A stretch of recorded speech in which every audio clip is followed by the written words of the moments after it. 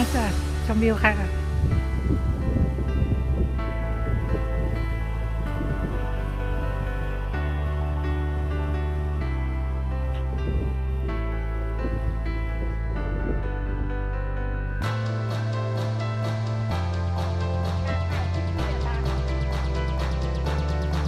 ไม่ได้พีเจนอย่างเลยวันนี้นะ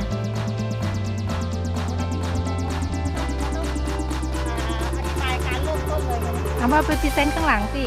คืออะไร ใช่ คือสะพานที่นี่ทำก็คือ ฝั่งโน้นคืออะไรมิลสันพอยต์นั่นมิลสันพอยต์แล้วเลยไปเป็นนอตซิดนีย์อันนั้นเซอร์คูลาร์คี นี่โอเปร่าเฮาส์ค่ะข้างหลังค่ะ แล้วตรงนี้ที่เราอยู่นี่คืออะไรบารังการูรีเซิร์ฟ ใช่ แล้วก็อันนั้นตึกนั้นล่ะคะ ตึกนั้นคือเขาเรียกตึกคลาวมันเป็นคาสิโนใหม่ แล้วก็เป็นโรงแรม6 ดาว ใช่แล้วก็มีบุฟเฟ่ต์อร่อยแพงๆ200-300ดู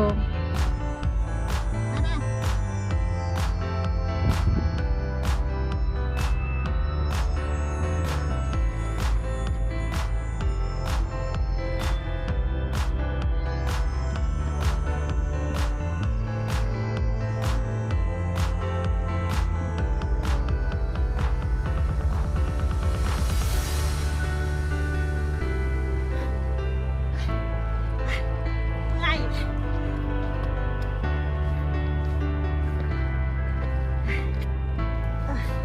บรรยากาศดี สร้างภาพตลอด ภาพตลอด น่าเกลียดนะตุ้ย ชมวิวชมวิว